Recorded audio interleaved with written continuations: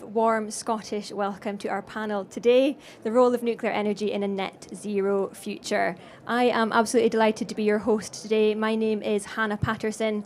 I work at Sellafield Limited in nuclear fuel and spent waste management. I also chair the Nuclear Institute Young Generation Network. We are a group of young professionals who work in the nuclear industry in the UK, and we partner with worldwide institutions like European Nuclear Society. We are really, really passionate about the role of nuclear energy in our net zero future and the brilliant job opportunities it provides for young people all around the world. You can find out more about our youth group on our website. You can see it behind me, netzeroneedsnuclear.com. So I'd really encourage you to go and have a look at what we are up to as a group of young volunteers. Today we have a panel session with a group of extremely knowledgeable experts in the panel. We have Minister Greg Hands, who is Minister of State for Business, Energy and Clean Growth in the UK. We have Director General Rafael Grossi, who is Director General of the International Atomic Energy Agency. Dr. Fatih Birol on the end, who's Executive Director of the International Energy Agency. Sophie McFarlane-Smith, two doors along from me, who's Head of Customer Business for Rolls-Royce SMR. And next door is Dr. Samuel Bilbao-Leon, the Director General of the World Nuclear Association. Welcome, everybody. Thank you so much for joining me today. So the format of today, we'll have a little bit of a discussion. I've prepared some questions. They're not as difficult as the questions that we just prompted everyone over in Edinburgh. We had 300 nuclear professionals join our YGN annual seminar. They are a little bit challenging though, so we'll see how you do. So I'll just kick off. And we do also have some videos coming a little bit later on that we will live stream as well. And we'll have a little bit of a discussion after those as well. So my first question actually goes to Minister Hands, who's sitting in front of me here. So we're in the UK here hosting COP26, and very, very importantly, talking about the role of nuclear energy. Could you set out for us, please, the part that nuclear energy can play in delivering the Paris Agreement, and in particular, how nuclear features in our plans here in the UK? Yeah, thank you. Do you want me to? Yeah, please. Okay. Please take the stage. Thank you, Hannah, and thank you, everybody, and welcome to the UK Pavilion. And I will set out in just a few minutes how we're going. The answer to your question, Hannah. I think you're expecting me to deliver some remarks, yeah. But look, ladies and gentlemen, we know that the world is currently not on track to limit global warming to 1.5 degrees. Accelerating the transition away from unabated fossil fuel power generation, particularly coal, to low-carbon technologies is a crucial step to meeting our shared goals under the Paris Agreement. And this has been a top priority for the UK's COP presidency. Scaling up deployment of renewables is obviously a crucial part of how we meet this challenge. But on their own, renewables are unlikely to be able to take us all the way to net zero. To do that, we'll also need firm, low-carbon power to provide crucial baseload supply and support a more stable and reliable system overall. Nuclear power is the second largest source of low-carbon electricity in the world today. It is a proven, deployable, reliable source of low-carbon energy available whatever the weather.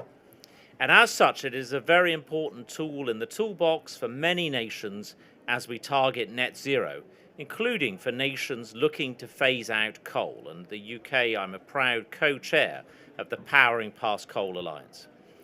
Turning to nuclear, here in the UK, nuclear has been an invaluable part of our energy mix since 1956, long before its significance as a low-carbon technology was realised. Today, it provides around 16% of the UK's electricity and avoids release of millions of tonnes of CO2 every year. In this wonderful part of Scotland, for example, nuclear and renewables provide the significant majority of the power that we are using right now. Renewable energy technologies such as wind and solar are leading the way in decarbonising the power sector in the UK, and we have made very significant progress. Nonetheless, the UK, we've got 13 nuclear power plants currently in operation. 12 of those 13 will close over the course of this decade. So when it comes to new nuclear, we need a new strategy. So the important role of nuclear in complementing renewables is why the UK has announced plans to bring at least one further large-scale nuclear power plant to the point of final investment decision by the end of this Parliament. That is in addition to Hinkley Point C, which is already under construction in Somerset. I've just introduced legislation just yesterday in the House of Commons to allow the use of a new regulated asset-based funding model for nuclear to attract private investment into new nuclear power projects.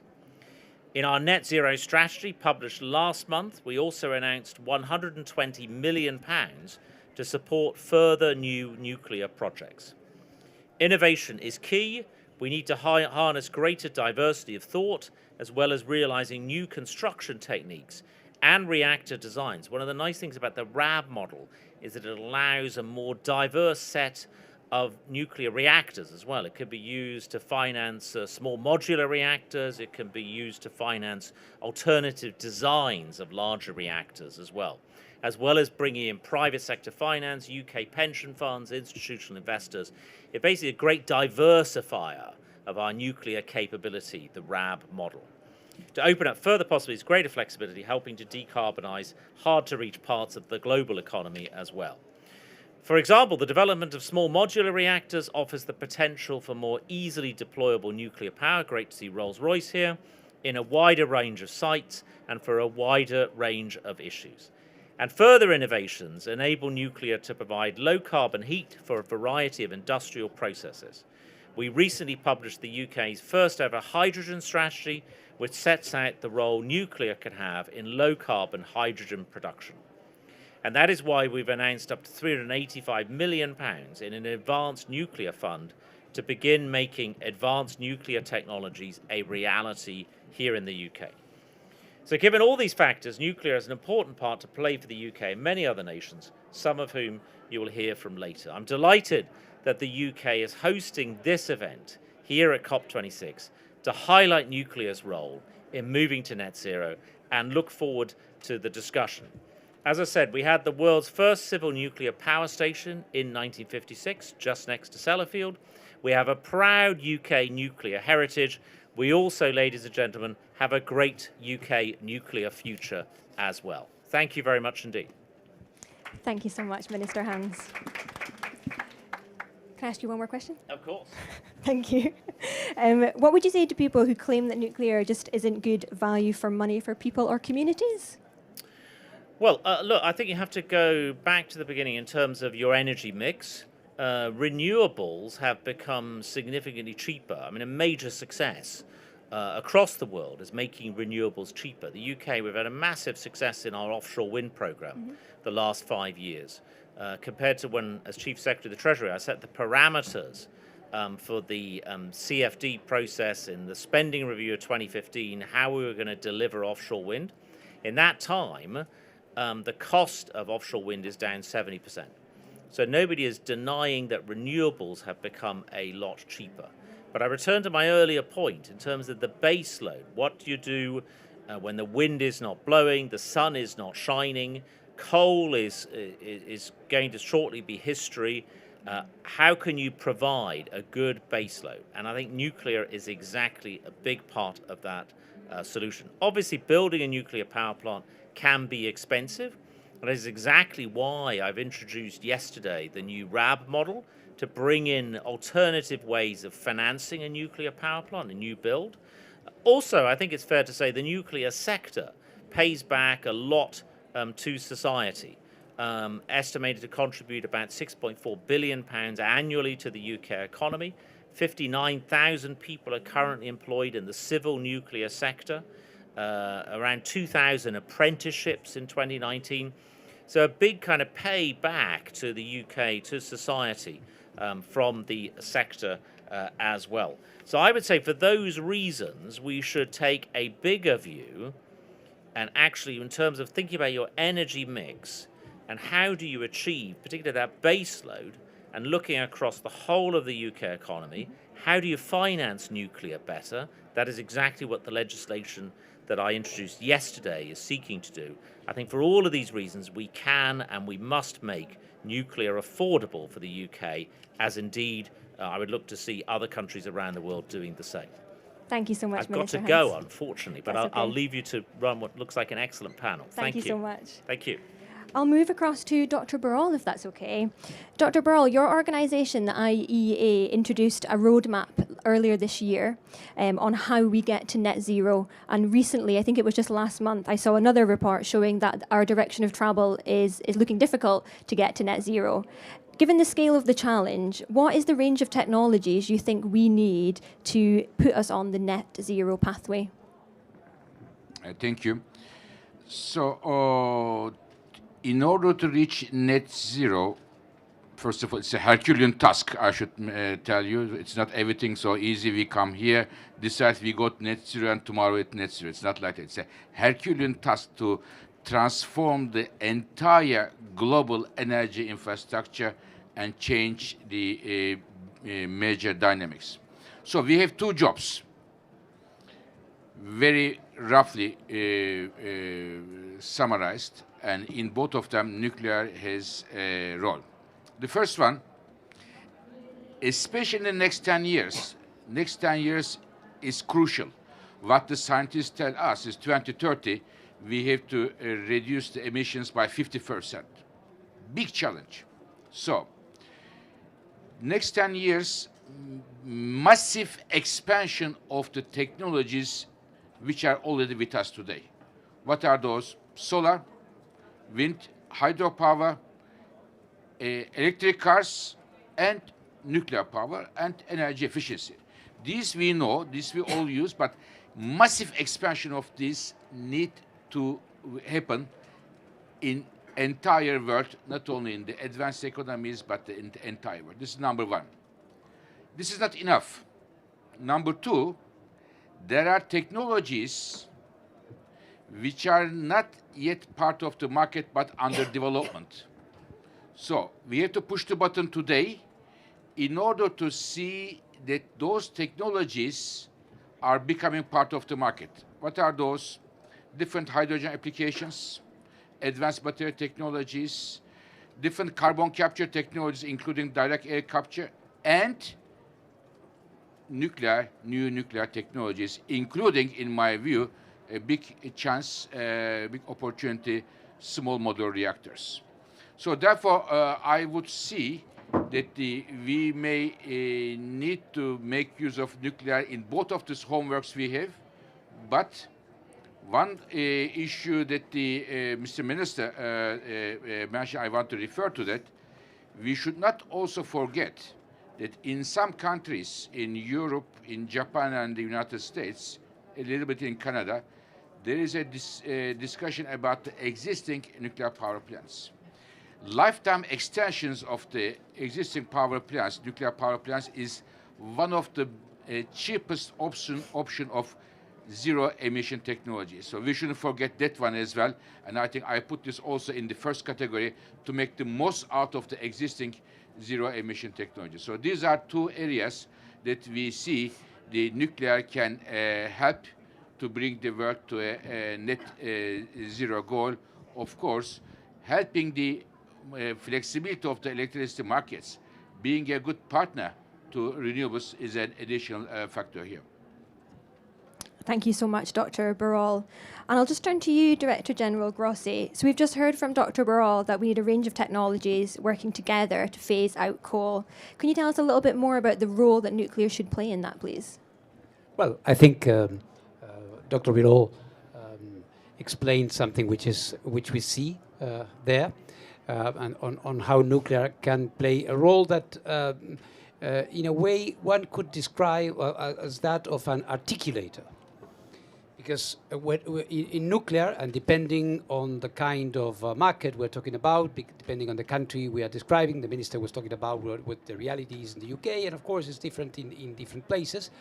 But what you see is this role of either being the lead, like you can see in France, an indispensable player, like it would be the case around 20%, 15, 16, 17% in this country. In Europe, when it reaches heights of 40 to 50%, I'm talking about Central to Eastern Europe, where these are the levels, and in other places where, in spite of the relative low levels that one can see in terms of percentages, this is incredibly important for these countries, and I have in mind China or India, where you can see the percentages as being relatively lower, but still indispensable in their efforts, which are to be, of course, because of the coal dependence they have, that it has to be, of course, it is indispensable, because without that they're not going to make any net gains.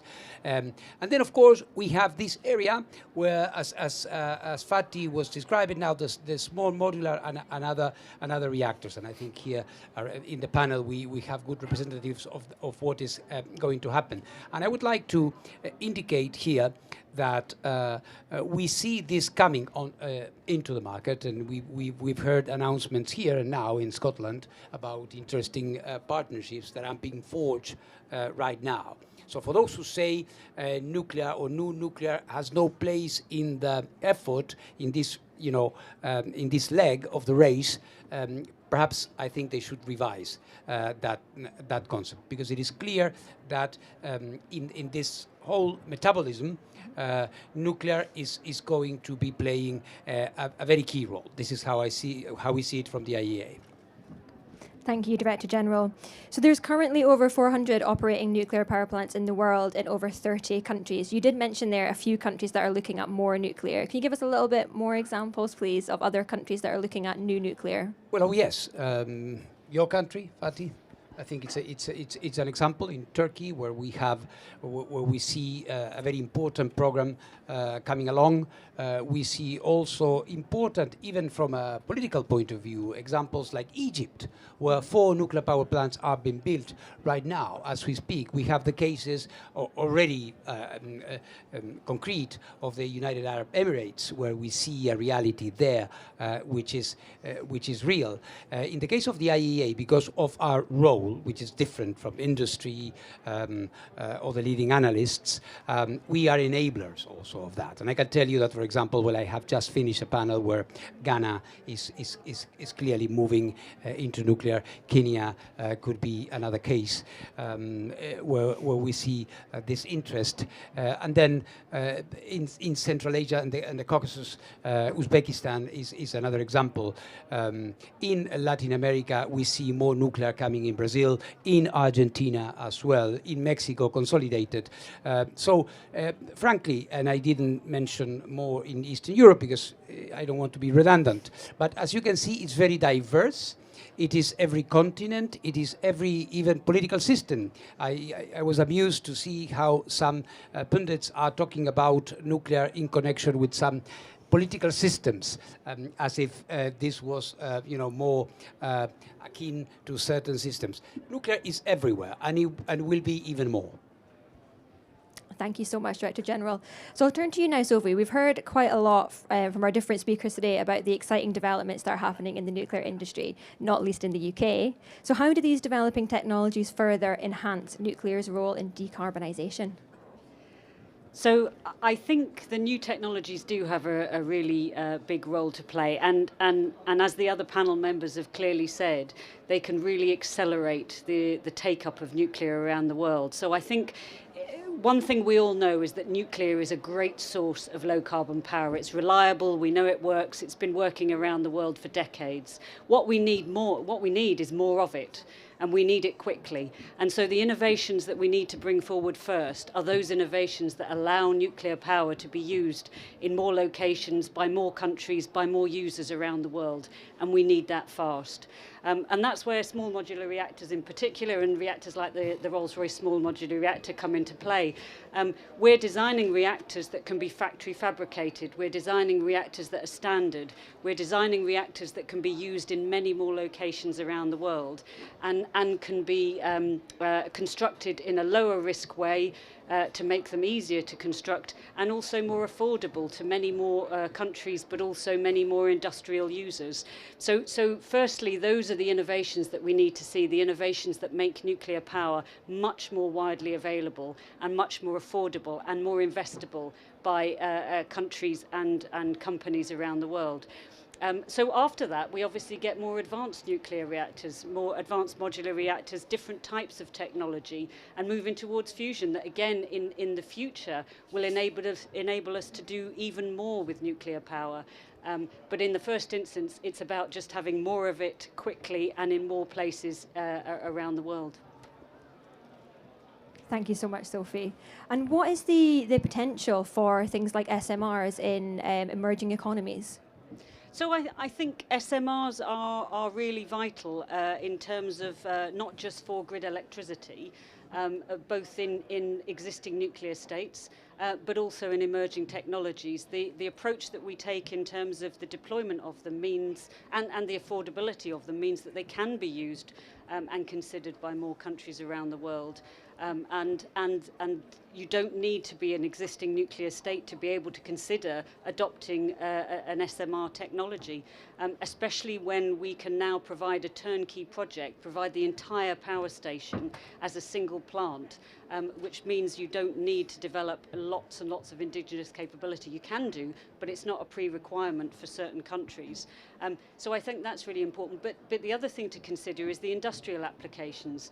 So obviously, SMRs in particular can be used as a replacement for coal-fired power stations. They're the right sort of size and scale for the grid infrastructure for existing coal-fired power stations, but also they can be used for other uses. So we're talking about uses of them for hydrogen production, for synthetic aviation fuel. So again, where countries are looking at nuclear and think that a single nuclear power station is too large for their needs, they can actually think of it in terms of not just grid electricity, but also off-grid applications where they can bring in a cogeneration, an energy plant that can provide energy, heat and electricity, not just for the grid, but also for industrial applications, for district heating, for all sorts of things. And that means it's much more flexible as part of a wider future energy system. Thanks so much, Sophie. So SMRs are multi-talented, is what I've just heard from you there. Definitely multi-talented. Brilliant. Thank you so much. So Sama, we've heard a lot about technology just now and how it can be used to help us reach net zero. A question that I have that's very important to youth communities like ours, the YGN, is how you see nuclear energy impacting on the lives of people and communities around the globe, but particularly in emerging economies. Yes, thank you. I mean, we have heard already how we have a huge challenge in front of us. And I think that the good news is nuclear energy does provide enormous opportunities to bring decarbonization that is fast, that is cost effective, and that is just. So, and I will go a little bit more on that. Because frankly, if we really want to keep track of this 1.5 degrees goal that we have, we really are going to need to deploy urgently all the low carbon energy sources that are proven. And we need to do this now. I mean, as Dr. Birol said, in the next 10 years or less.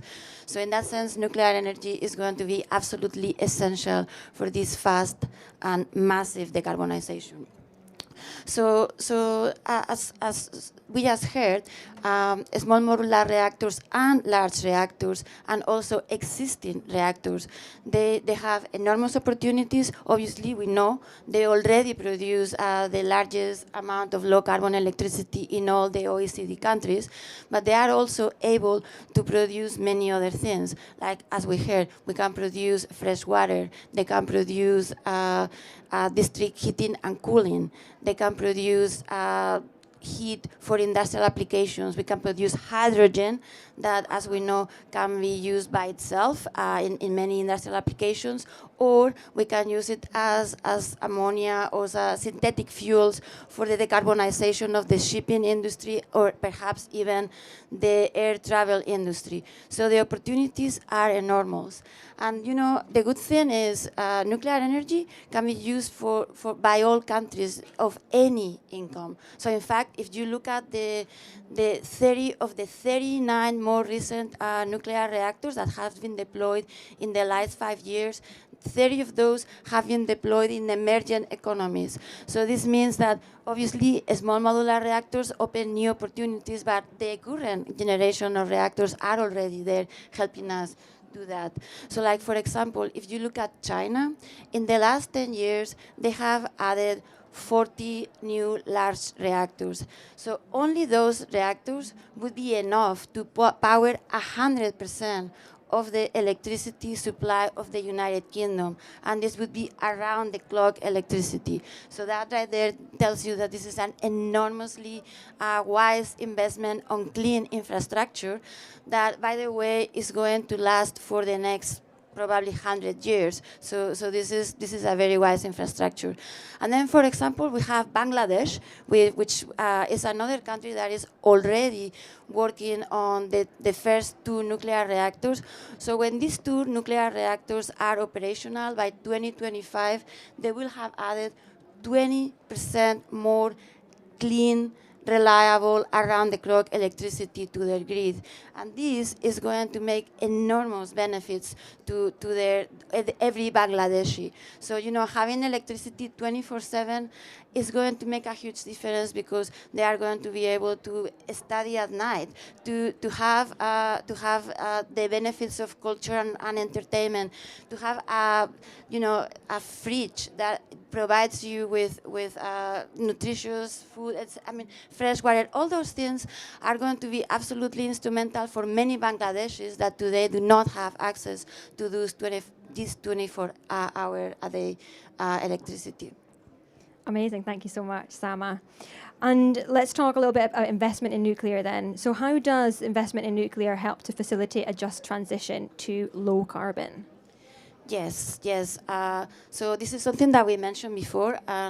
So it's a just transition, number one, because as I said, we are going to contribute to providing abundant electricity for everybody. So everybody in the world are going to be able to reach the same standard of living that many of us already enjoy.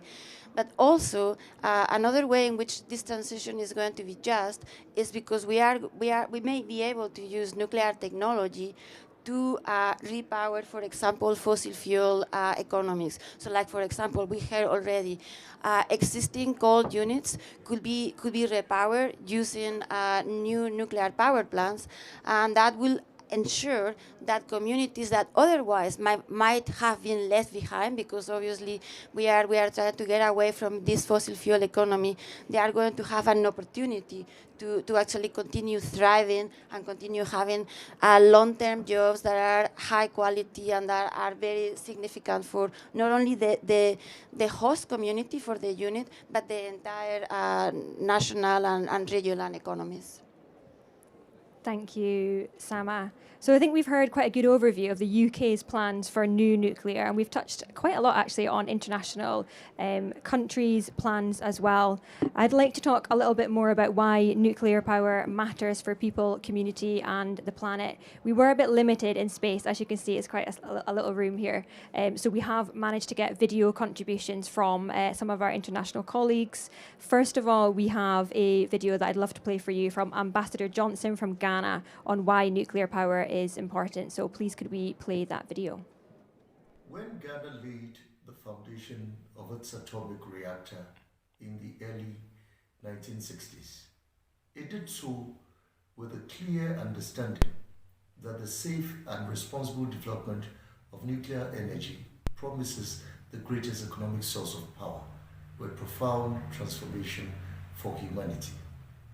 Decades later, the application of nuclear science for the development of energy in a safe and responsible manner has been recognized as a viable means of achieving the Sustainable Development Goal related to climate resilience. For Ghana, the inclusion of nuclear energy into its national energy mix is in line with medium to long-term national development targets and are critical to address growing energy needs for economic growth in an environmentally friendly manner, Nuclear energy will guarantee reliable, clean energy at competitive pricing. Ghana is taking concrete steps to incorporate nuclear power into its energy. In 2012, the Ghana Nuclear Power Program Organization was established to ensure the production of safe, clean, efficient and reliable nuclear energy in the country. In addition, the Ghana Nuclear Power Program Organization is working to develop the human resource capacity within the country for sustainable nuclear power management and operations. With the support of the International Atomic Energy Agency, other governments and private sector partners, Ghana is working to commence the development of the country's first nuclear power plant. As global leaders meet in Glasgow to accelerate action towards the goals of the Paris Agreement and the UN Convention on Climate Change, we must commit more resources and technical support for developing safer and cleaner nuclear power technologies. This will bring us a step closer to achieving the net zero emission goal while providing energy security.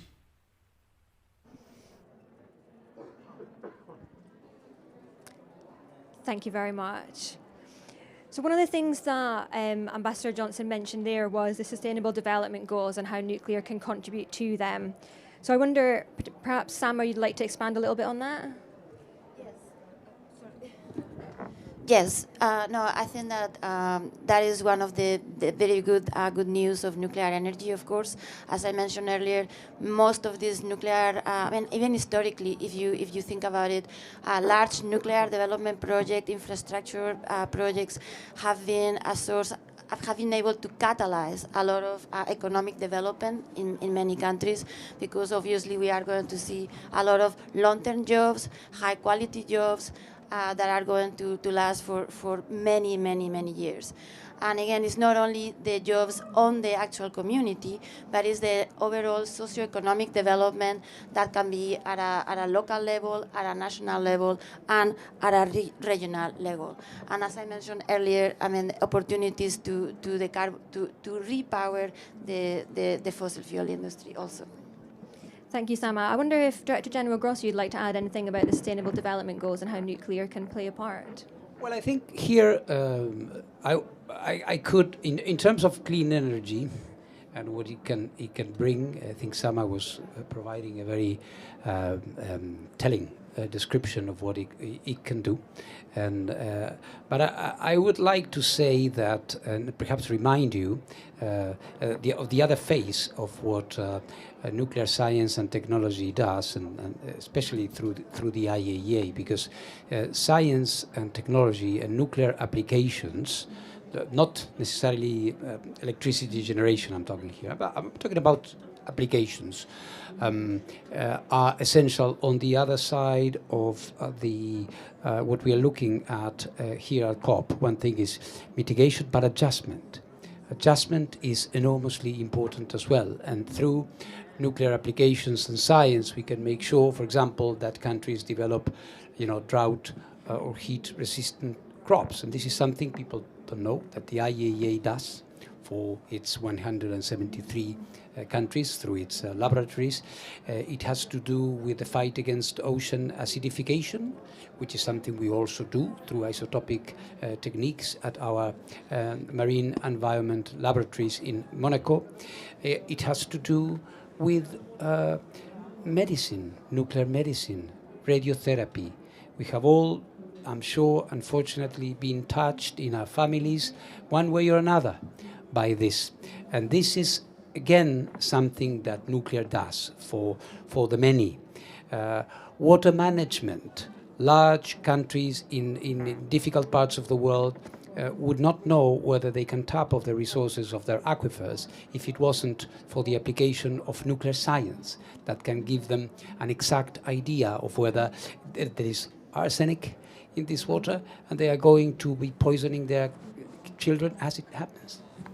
now, or they can move with it. So I thank you for the question, because it allows us to illuminate this other side, which is equally important. Thank you, Director General. I'll open it up to actually Sophie and Sama. I don't know if there's anything you picked up in the video that you'd like to expand further, and I'll come to you first, Sophie. So I just wanted to say, just I suppose as someone who's worked in the nuclear industry a long time, how exciting it is, how exciting to see so many countries looking at this technology and choosing to investigate whether they can have it, to realise all the benefits that Sama has and others have talked about.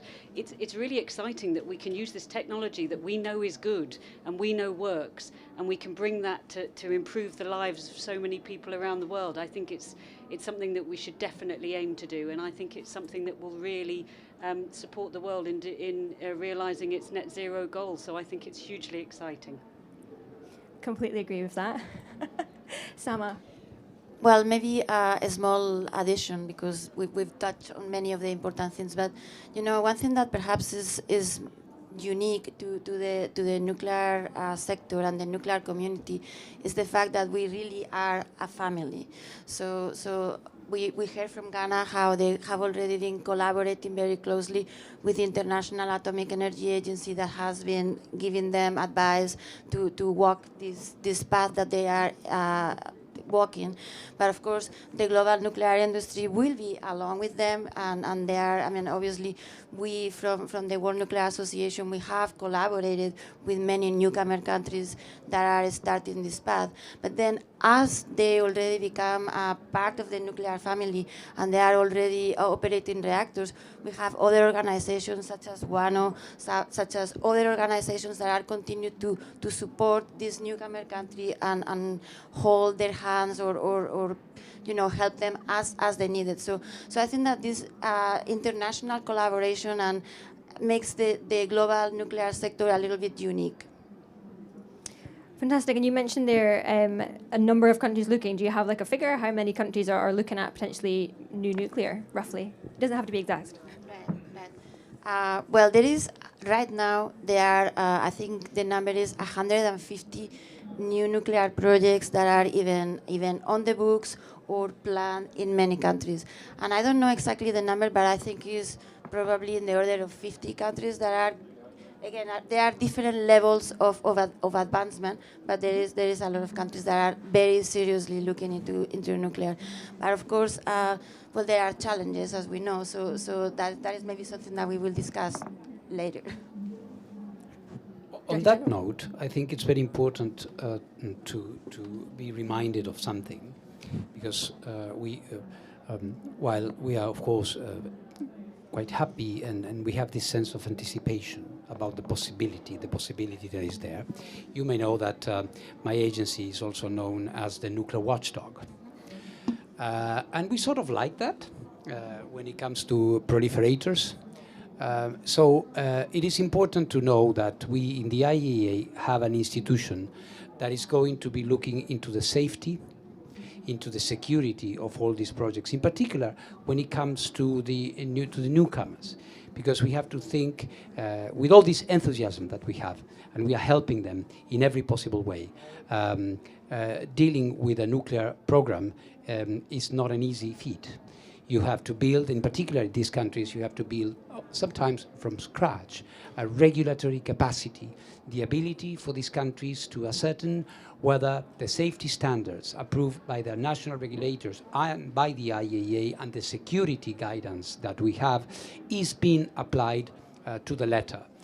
We have, what we call it like a document is like a Bible or the Holy Quran of the newcomer. It's called the Milestones document, which, for example, the United Arab Emirates applied to the letter with 19, could be more or less, I don't know, it was divided into 19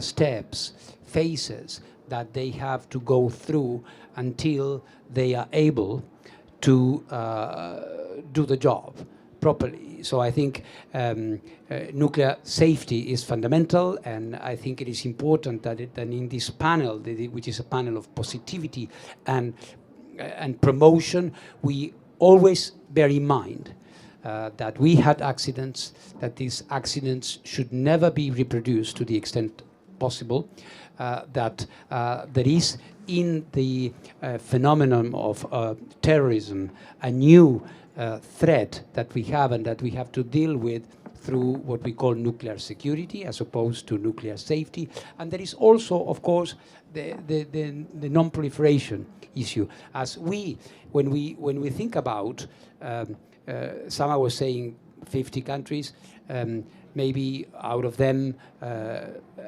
perhaps half of them will, but even if it was half of them, you will have hundreds of kilograms, thousands of kilograms of nuclear material that is going to be circulating, technology that is going to be spread. We should never be afraid. We don't want a world which is obscure, light-wise and development-wise. We want a world where we all thrive and the young generations have everything. You know, one of the debates I have often, sometimes quite rough debates, I had a taste of that earlier today here, is with people who have serious grudges and they don't like nuclear, although that is changing as well. And some of the interesting discussions I have with some of these people who tend to be my age, I'm 60, and that belong to a generation where this anti-nuclear sentiment was coupled with other cultural and sociological views of a pastoral life where people will be more natural and less, prone to technology. You may have your views about this, whether you like it or not. But there is one thing. As a multiple father, I have many children, young adults working now. The millennials, the new generations, want a clean world, but want a world full of possibility, with everything they can use. And for this, you need energy. So to do all of these things, if we are going to get these things right, we have to do it applying a manual, applying a book, applying certain rules, which, if ignored, could make of all this promise a nightmare. So I didn't want to rain on the parade, but as the watchdog, I have to say, let's go for nuclear energy 100%. And in this Director General, nuclear has a friend and a promoter. But we have also to instill this culture of safety, security, and non-proliferation. Thank you so much, Director General Grossi. So thank you very much to Ghana for their video. We have a couple of other videos which we'll play back to back now, and then we'll have another discussion session with our panelists. The first one is from the US Department of Energy, Director Catherine Huff, followed by a video from Poland from the Undersecretary of State at the Polish Ministry of Climate. Ministers, distinguished participants, I'm Dr. Katie Huff, Acting Assistant Secretary for Nuclear Energy at the U.S. Department of Energy, also known as DOE. I'm delighted to join you at COP26 and to share a brief message with you that the United States is resolved to address climate change and to ensure that nuclear energy meets its potential in addressing this global crisis. President Biden has committed to the United States to building a carbon-free power sector by 2035 and a net zero economy by 2050. He has pledged to do everything possible to power our country using every clean energy option available. Accordingly, carbon-free nuclear energy is vital to achieving our decarbonization goals. Nuclear energy provides more than half of our zero emissions electricity production in the US and operates reliably 24 hours a day, 7 days a week. Secretary Granholm has charged my office with making nuclear power an essential pillar in America's clean energy future. At DOE, we're investing in the country's current nuclear fleet because we absolutely must keep these powerhouses of clean energy up and running. At the same time, we're investing in scientists and engineers who are developing innovative breakthroughs. These technologies will slash emissions and accelerate climate progress. Together, we can drive a pathway to net zero. The United States is already working with countries that are ready to develop or expand their nuclear energy programs. They see the potential for nuclear energy to advance a cleaner, more economically prosperous and just world. Environmental justice is very much a part of our innovation story. The clean energy revolution must support communities that have been left behind. Nuclear energy can deliver high-paying long-term jobs for those local communities around the plants. The typical nuclear power plant in the United States creates $40 million in labor income each year, and we are working to attract more diversity of talent into the nuclear sector. Advanced reactors, including small modular reactors or SMRs, are a key part of the department's vision to provide safe, clean, secure, and affordable nuclear power options. The next generation of nuclear energy technologies under development in the US represent a variety of sizes, technology options, capabilities, and applications. Smaller scale systems can also enable renewable power and rural electrification. Imagine bringing clean energy to all corners of the world. Imagine a world in which we all have clean drinking water. Imagine decarbonizing transportation, such as shipping and aviation, with hydrogen and electrification powered by clean nuclear energy. With industry partners, we're shifting nuclear research, development, and demonstration into hyperdrive to bring increasingly advanced products quickly to market. As COP26 looks at powering past unabated coal, nuclear can be another important part of the solution. SMRs can be located at retiring coal power plants using the existing infrastructure and skilled workforce in those locations. My office has awarded 2 commercial-scale nuclear power plant deployment projects, which will be operational by 2028. One, to be sited at a retiring coal power plant in Wyoming, is TerraPower's natrium sodium cooled fast reactor technology, and the other is X Energy's XE100, a small modular high temperature pebble bed gas reactor. These demonstrations will help power our clean energy future and continue supporting good paying energy jobs. We are also demonstrating a first of a kind reactor technology at Idaho National Laboratory, with the US Nuclear Regulatory Commission having issued its final safety evaluation report for NuScale's design certification. DOE's exciting advances in the fuel cycle will facilitate the near-term deployment of advanced nuclear technology. We are also supporting demonstration of technology to produce clean hydrogen energy from nuclear power. And the many innovative technology offerings in nuclear power are truly exciting. We can bring real solutions quickly for our planet, and we must, working together. Thank you. Ladies and gentlemen, first of all, I would like to thank the UK government for giving me the opportunity to speak today at this important event on the role of nuclear power in the net zero future. And I sincerely hope that COP26 will be this important step towards the inclusion of nuclear energy in our plans to reach climate neutrality. The 2050 net zero target is a huge challenge for Poland, and especially this is understandable if you consider that we are starting with about 70% of our electricity still produced from coal. And the departure from coal will mean the transformation of entire coal-dependent regions. And for obvious reasons, this must take into account the social cost of this transformation. Although this path will be lengthy and challenging, we are determined to change our energy mix while maintaining the security of supply and at the same time ensure the competitiveness of the Polish economy. To achieve a clean energy system by 2050, we must deploy all zero and low emission available technologies, including nuclear, solar, wind, and hydrogen. However, achieving our climate goals should not compromise fair access to affordable energy both for households and industry.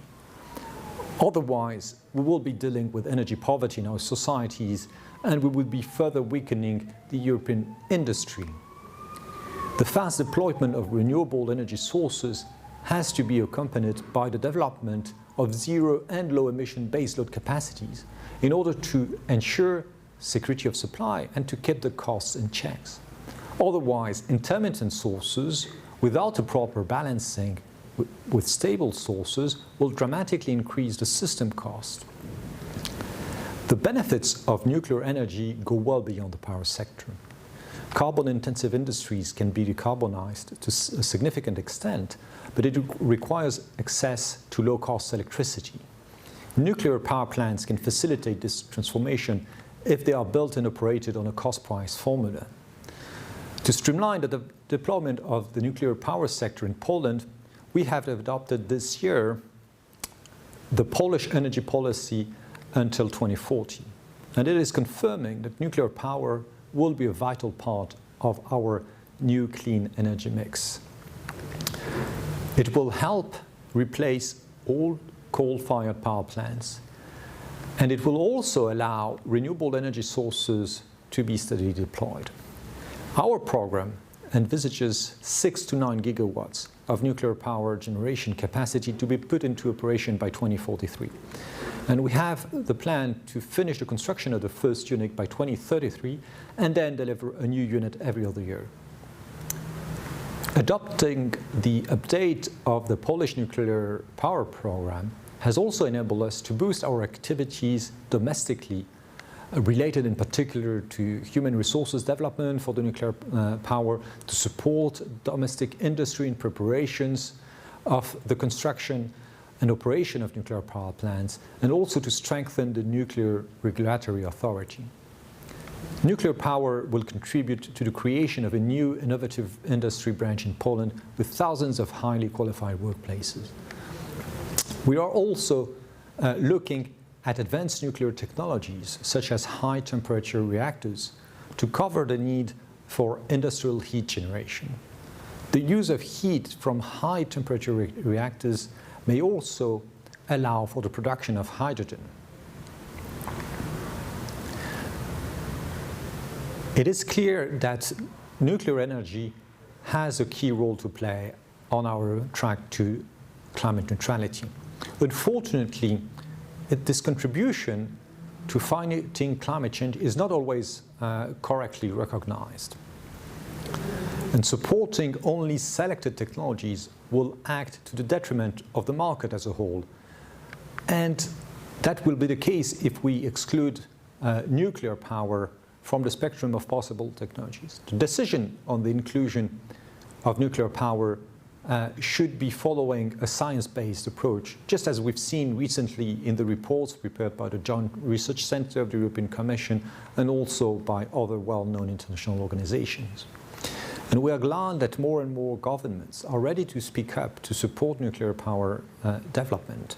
And we believe that a broad global action should be undertaken both at the level of governments and also the nuclear industry, as well as other stakeholders involved in the nuclear sector.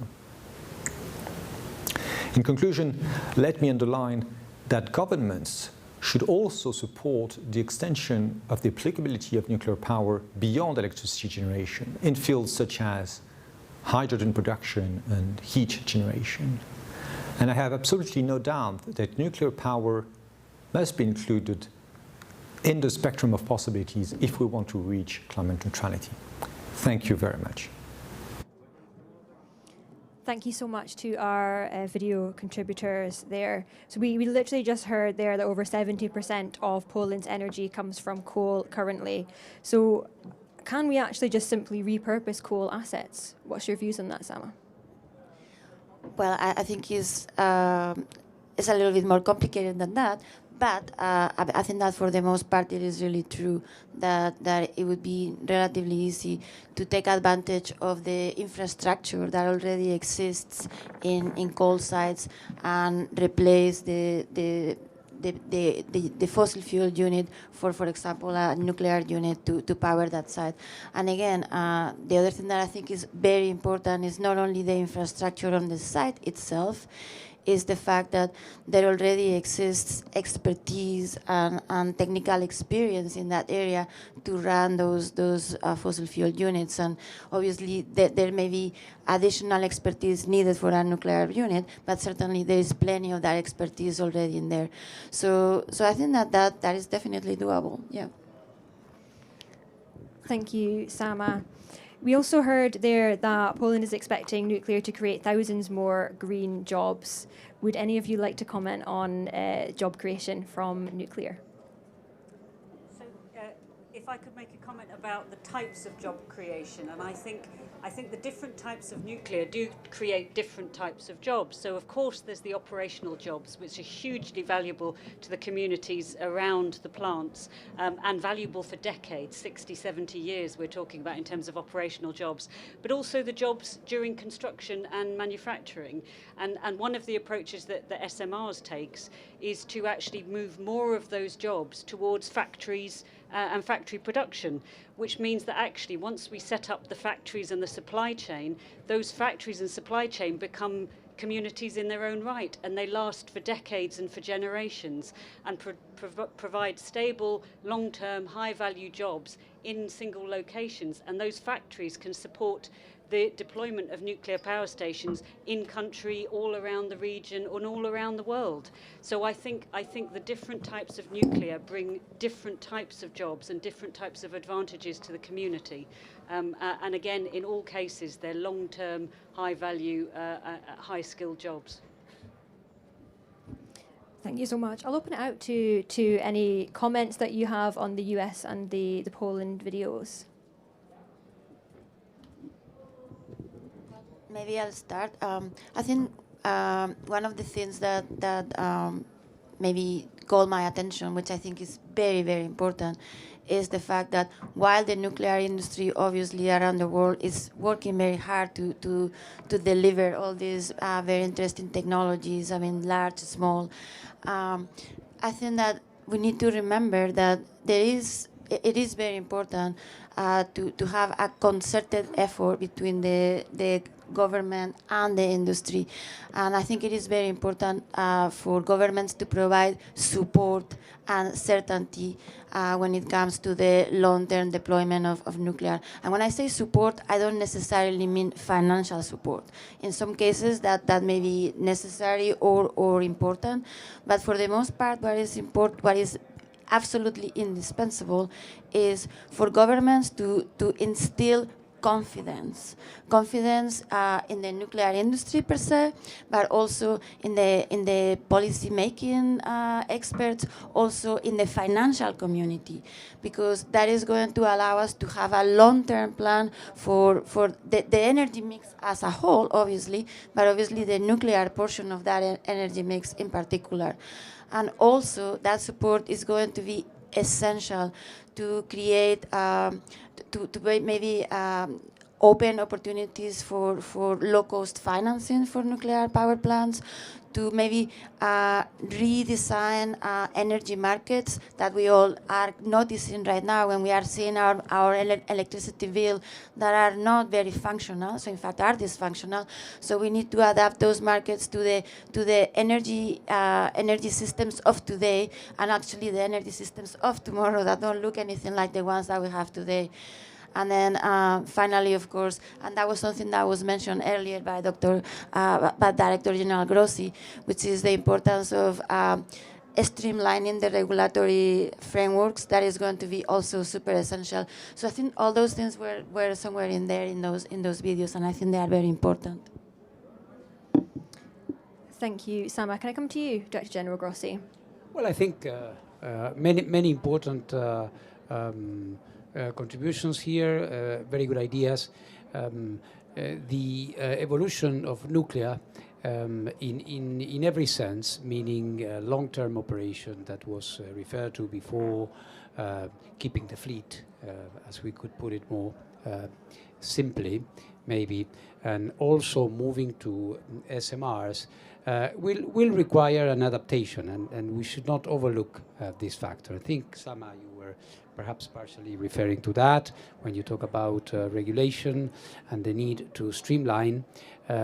This is not an easy feat. It is doable, and it requires a lot of work, as we have a commission on safety standards and meeting of regulators and the IAEA, which meets regularly.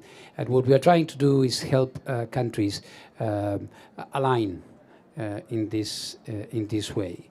We have established an SMR platform because what happens is that a country that is interested in an SMR will learn from it from WNA, and then maybe you will approach them and it's all fine, but sometimes they don't know what to do.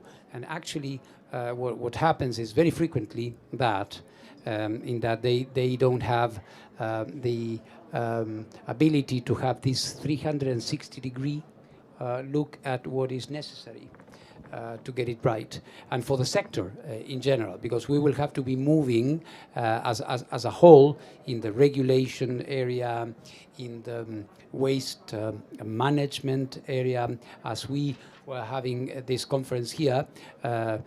In Vienna, the IEA was organizing an international waste management conference. We have them quite frequently. It's not such a spectacular occurrence. We have these types of meetings very regularly where we are comparing notes and we are talking to each other. So it's a lot of work, but this is what is expected from us. Nothing of this, it's impossible. It has to be done. It has to be done fast, and we are ready to work with the rest of the community in order to provide the answers that are needed. Thank you so much. Now, something you mentioned there was about nuclear waste. We're often asked at conferences like these about nuclear waste, so I think it's quite an important topic. Would anybody like to have a go at explaining how much nuclear waste there is and challenges associated with it? It is one of those typical issues, and rightly so, I would say, that come up constantly in conversation. You have the issue of cost, then the issue of delays, then the issue of non-proliferation sometimes, then the issue of security, and then waste, what happens with the waste. And about this, I think a lot of information and a lot of enlightenment is necessary. Why? Because, of course, nuclear waste is waste that needs to be handled with extreme care, number one. Number two, technologies and good practice do exist, are being applied to handle nuclear high-level activity, which is the one coming from spent fuel after being used at the core of a reactor. All these things exist. So it is not like we are plunging into some unknown horizon irresponsibly. So all these things are there. But it is also real that social acceptance is required, especially in open societies, in democracies. People have to be convinced that what is going to be done is good for them, is good for the community, and the risks. And we should never be afraid of saying that there are risks. The zero risk nirvana does not exist even to cross the street, and crossing the street is much more dangerous than having a nuclear power plant near to your house. So we are at a good place. A few months ago, I was visiting Onkalo in Finland, where the first deep geological repository is about to be licensed.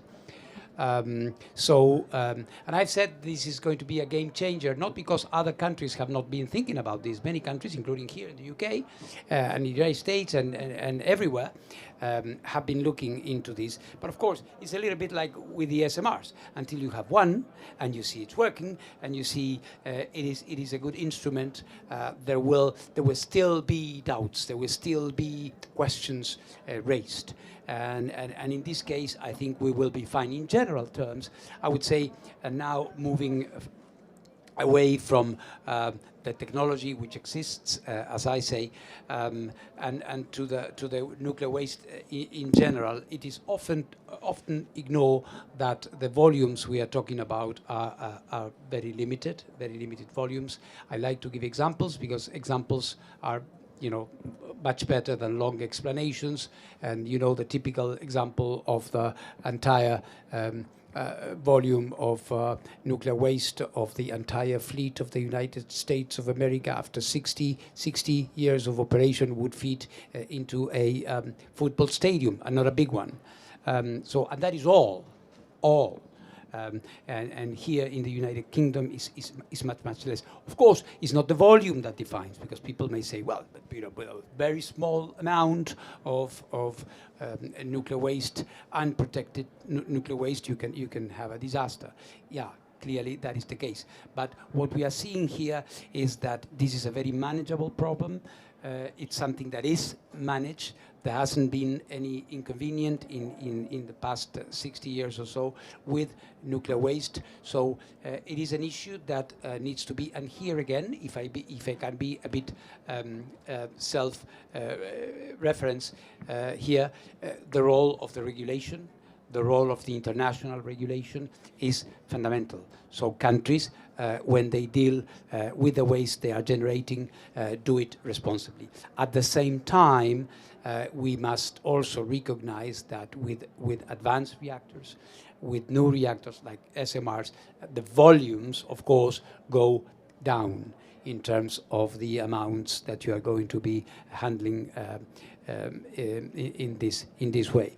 So I would say it is an issue, it is a serious issue, it is an issue which is handled carefully and must continue in this way. But again, one that is not unfamiliar to any industrial activity.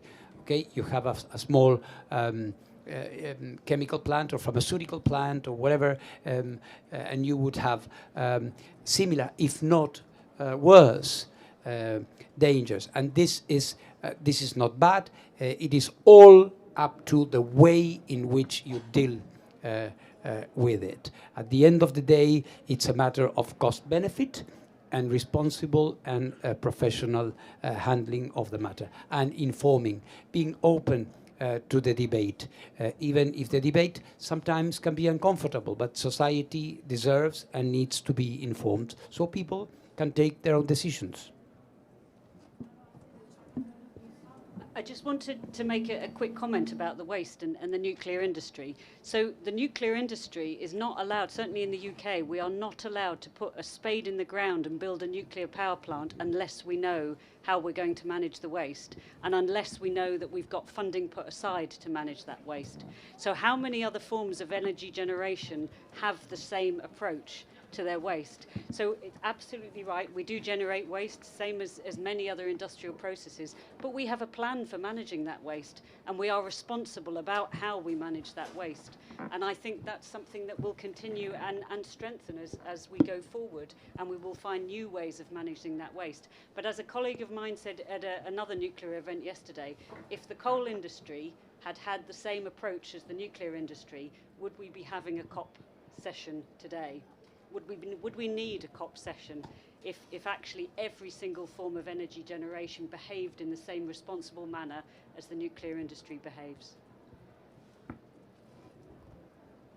Sama, would you like to add anything? No, I wasn't. I mean, I think that she just said what I was going to say. I mean, and in fact, unfortunately, I would say that the nuclear community, we have failed to bring that message. I mean, to me, while the issue of used nuclear fuel and radioactive waste management is obviously very serious, and we take it very seriously, to me this is a good news.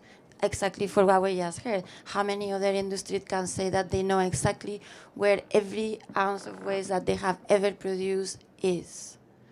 And not only that, but in the price of the electricity that they sold, the cost of managing that waste was included.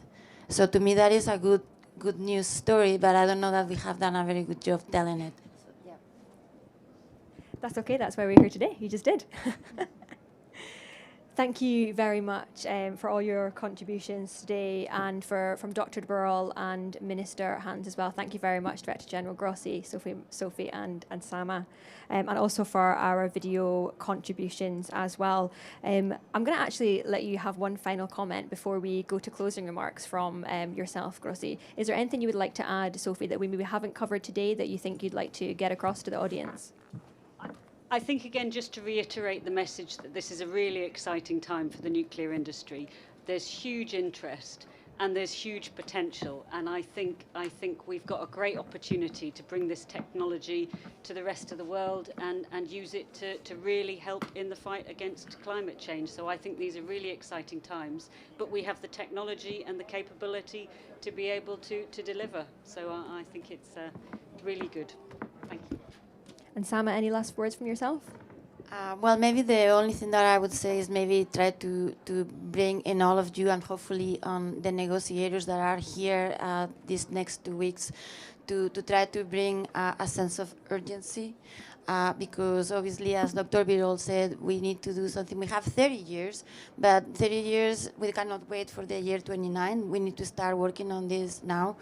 And so I would like to bring this sense of urgency. So both from the side of the nuclear industry, we do really need to get our act together and start delivering all these projects on time and on budget and everywhere that they are needed. Because truly, I think that nuclear energy does provide a golden opportunity to decarbonize the world in a way that is going to be fast, that is going to be cost effective, and as I said earlier, is going to be equitable. Thank you, Sama. I think the word there that stands out for me is actually opportunity. So we need to urgently deploy nuclear energy in order to meet our net zero targets. I think that's a message that's come from all of you on the panel today.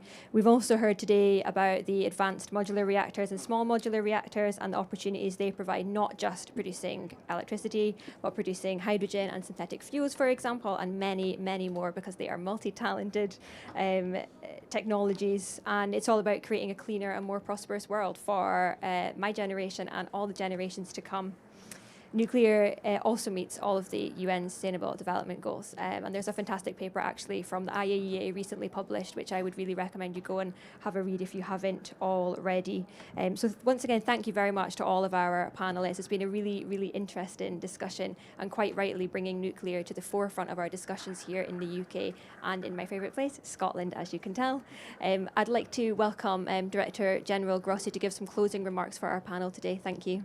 Thank you very much. That's very kind. Let me say, first of all, thank you to you and to the organizers, not only for having taken this big, talking about challenges, this big challenge to bring here to Scotland COP26 at such a crucial time for all of us, but also you and the UK for the way we have been preparing this conference. It has been a meticulous process, and the quality of the debates, I must say, there are many veterans of COPs all around, and I cannot claim to be one of them, but I can tell you that the quality of the exchanges is extraordinary. And I think this is achieving one of the important things that we have as civil servants, national or international, enlightening people, giving them the opportunity to know what it is all about, and hopefully that the good decisions may come for all of us. From my perspective, it is good to see that nuclear has a place at the table. Thank you very much.